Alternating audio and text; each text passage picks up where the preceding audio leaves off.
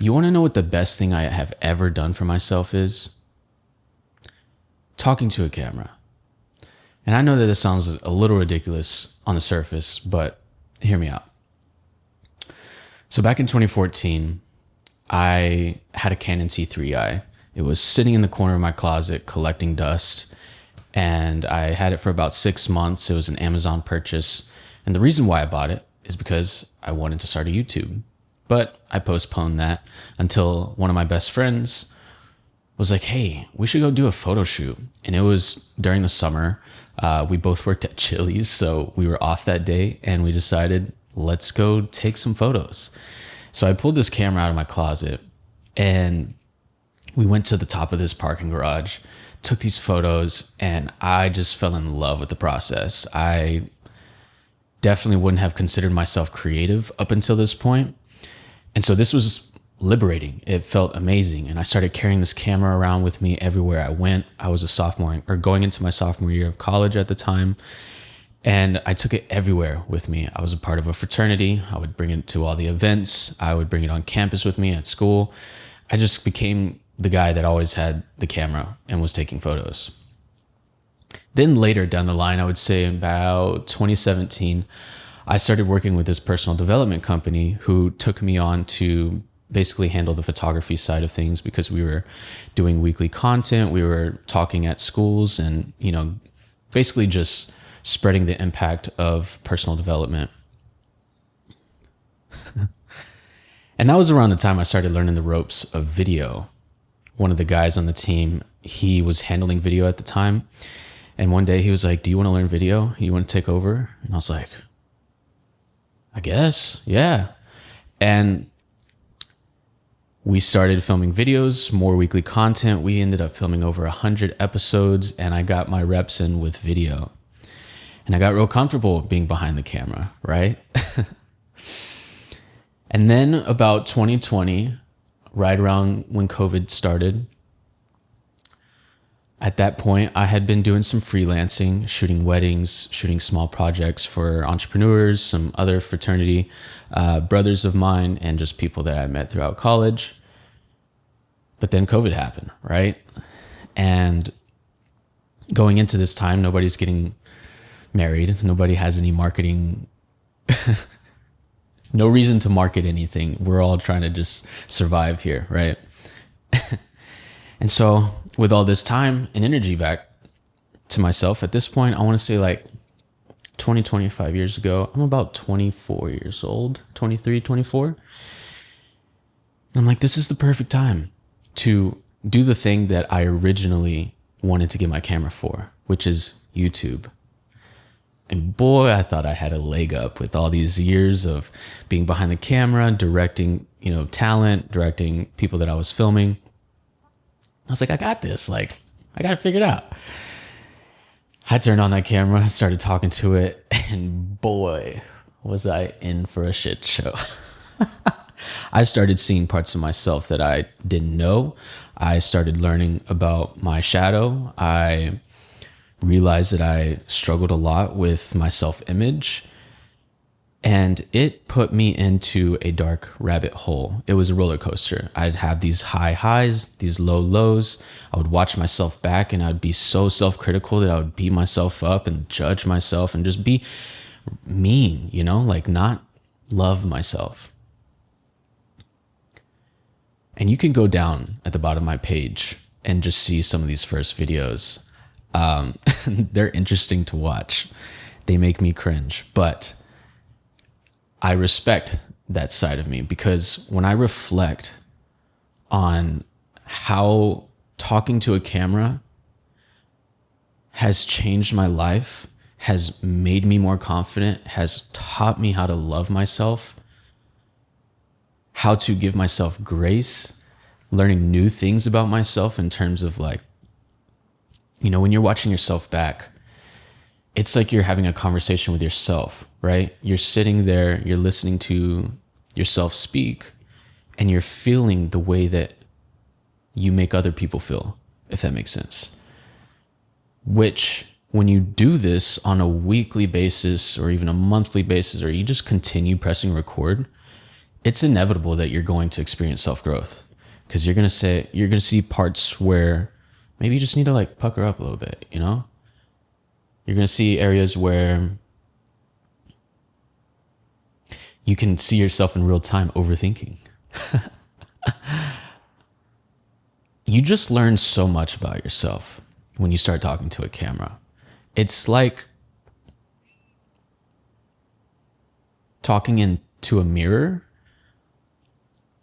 But the difference between a mirror and a camera is that you only see yourself when you look directly at yourself in the mirror. When you're watching yourself on camera, you get to notice your body language. You get to notice your confidence. You can just feel that kind of stuff. And for me personally, I wouldn't be where I am today if it weren't for making these videos. And so I say all this to encourage you that if you feel like you are stuck, not happy with where you're at in life, feel like you have more, but you just don't know where to start, one thing I always recommend to anyone who asks me for help with creating content or just like self-development in general is to just start documenting yourself. Just start filming yourself talking to a camera. One exercise I recommend for people is record yourself every single day with your iPhone or whatever phone you have. Set it down. Don't worry about how it looks. Just get in the habit of talking to a camera. You don't even have to watch it back like immediately if that makes you feel a little cringe. But if you do it 1 minute, 30 seconds every single day, and maybe once a week, once a month, you go back and watch it, I promise you, you will learn so much about yourself. And it's no different than journaling, right? If you've ever journaled and you've reflected, like last night, I was about to go to bed and I was looking back on my journal during a very dark period of my life. I would say the second toughest moment of my life. And I was just reading my thoughts. And in that moment, I remember just feeling so weak, fragile. But there was always this like encouraging voice at the end of me letting all that weakness out. And I was processing heartbreak. So,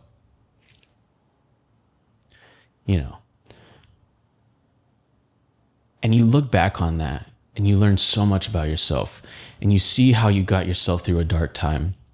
And that encourages you to keep going, right? And that's kind of how it is with video. Whenever I look back on some of my videos from 2020, 2021, my God, they are so cringe. And I'm sure I'm the only one that really feels this level of cringe. But at the same time, I feel so much gratitude. And I'm proud of that younger version of myself for continuing to go after it. Even though it was so uncomfortable, I was actually posting these videos, so I was worried about fear of judgment. I felt like everybody was judging me. I was judging myself the most. And I just look back on those times with pride. But anyways, enough about me. Whenever you talk to a camera, you will find your confidence. You will find who you are. I can certainly say so for myself that like years ago, I didn't know myself. I thought I knew myself at that time. And I think that's why I experienced so much self-sabotage. I think sometimes we do need to go through periods of self-sabotage because it teaches us about our shadows, right? It teaches us about our conditioning from our childhood and how your childhood still impacts you today, right? And when we don't uncover that and we don't look inward and we don't journal or film ourselves or, really just like look at ourselves deeply, it's easy to stay stuck. It's easy to repeat negative patterns, right? Like if I didn't have the time to, or if I didn't take the time to film myself and edit these videos and watch it back, I might repeat certain behaviors with body language, with how I speak, with certain feelings like self-sabotage. Like it's so for example, I'll say this. If you struggle with social anxiety, I feel like talking to a camera can help. Not saying it can change everything, but I believe that it can help. Because we become overly critical of ourselves and we find our comfort bubble, which is staying at home in our confined comfort zone. But when you get to the point where you're comfortable on camera, it's going to be different. It's going to feel better going out into social environments. And we're tribal creatures by nature. We thrive when we're surrounded by people. I know I was going through a period of time where during COVID, when I was in a relationship and I was very comfortable, and I didn't believe in the power of community. And I look back on that, I'm like, wow, that's so insane that I was in that period. I genuinely remember feeling like I don't need community in my life. As long as I have my partner and my animals, I'm good.